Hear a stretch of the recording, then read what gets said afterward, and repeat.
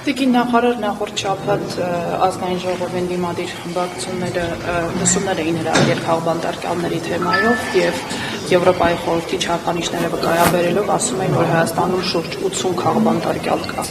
Խնդրում եմ ասեք ձեր դիտարկմամբ Հայաստանում այսօր կան քաղբանտարկյալներ, թե ոչ, եւ երկրորդ հարց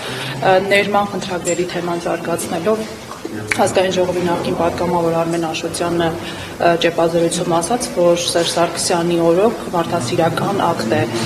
կատարվել երկու անգամ համաներում 2009-ին եւ 2011-ին, մինչդեռ գործող իշխանությունը փոխանակ բանտերը դատարկելու, բեռնաթափելու նոր բանտարկներով է համալիրում։ Որ բանտերը դատարկում ենք, բանտերի շահառուները գալիս են հասարակություն եւ համաներումը իհարկե իրական գործիք է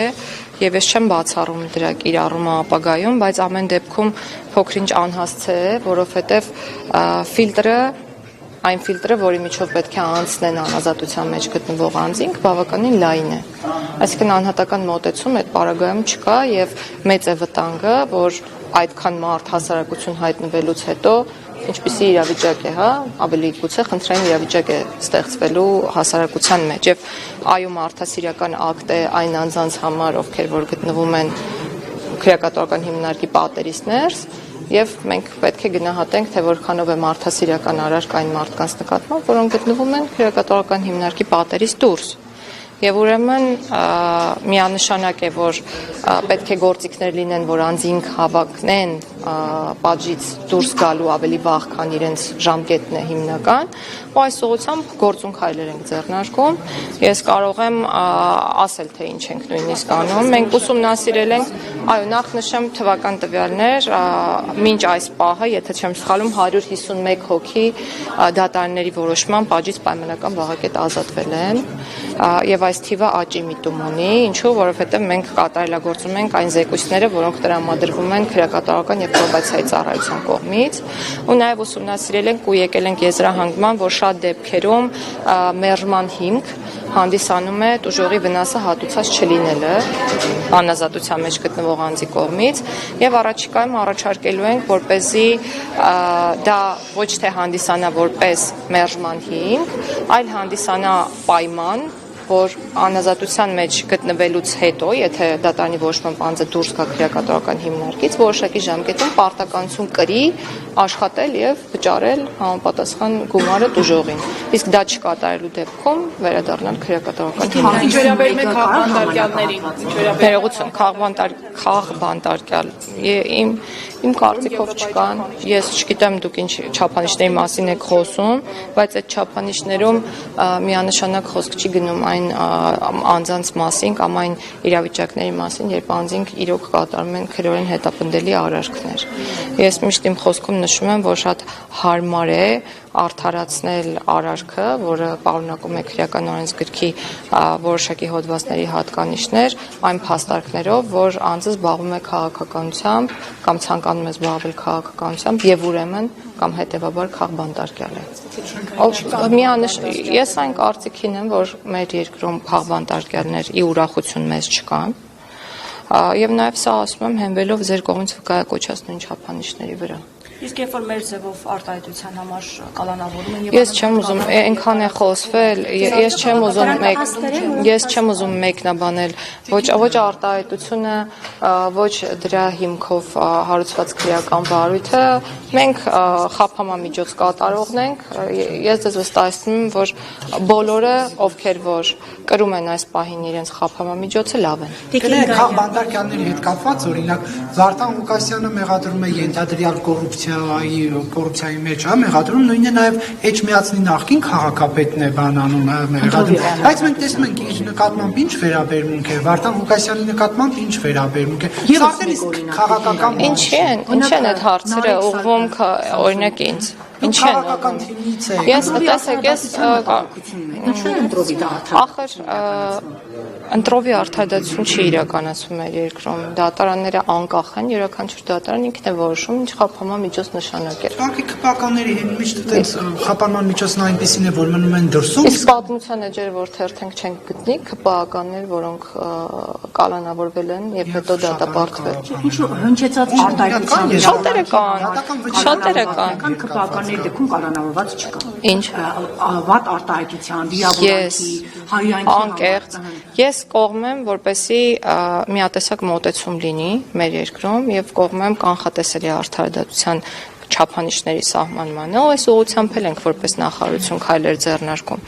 բայց այն հարցին, թե այդ միասնական չափանիշներին կհետևեն դատարանները, թե չեն հետևի եւ կամ ինչու են հետևում եւ ինչու չեն հետևում, ես իրոք պատասխանել չեմ կարող։ Տիկին Գալյան, դուք խնդիր չեք տեսնում, որ միտումնավոր կերպով կարծես թե կալանքը անընդհատ երկարաձգում է Սամվել Կարապետյանի եւ այսպես երկարաձգվելով կարող է միջև ընտրություններ պահեն կալանքի տակ, այսինքն միտում դուք չեք տեսնում այստեղ խնդիր, դուք ինքներդ եք խոսել, որ այո, չարաշահվում է շատ անգամ կալանքի ինստիտուտը։ Ինձ համար խիստ ցանկալի է, որ հնարավորինս քիչ մարդիկ կալանավորվեն։ Ես ասում եմ գերատեսչական շահով պայմանավորված։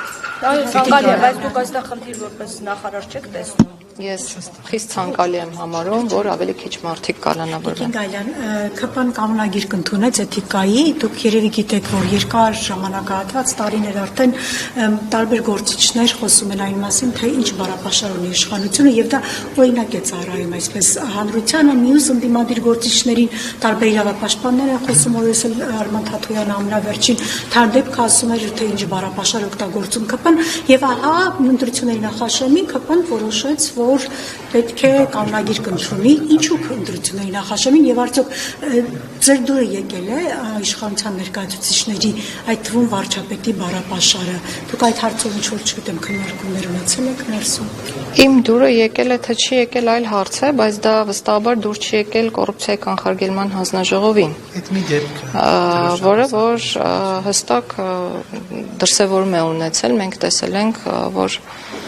համապատասխան վարույթ է հարուցվել հանձնաժողովի կողմից եւ համապատասխան եզրակացություն է հրապարակվել։ Իսկ մնացած հարցերի վերաբերյալ էթիկայի կանոնագրքի մասով միանշանակ դա պետք է,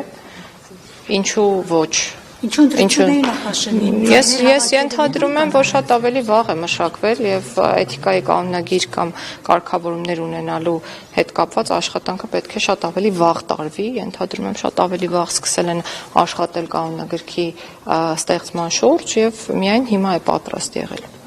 Դուք խնդիր չեք տեսնում Գալյան, որ իսկապես դատական համակարգը անկախ չէ, երբ որ մարդուն անընդհատ կալանքը երկարաձգվում է նրան եւ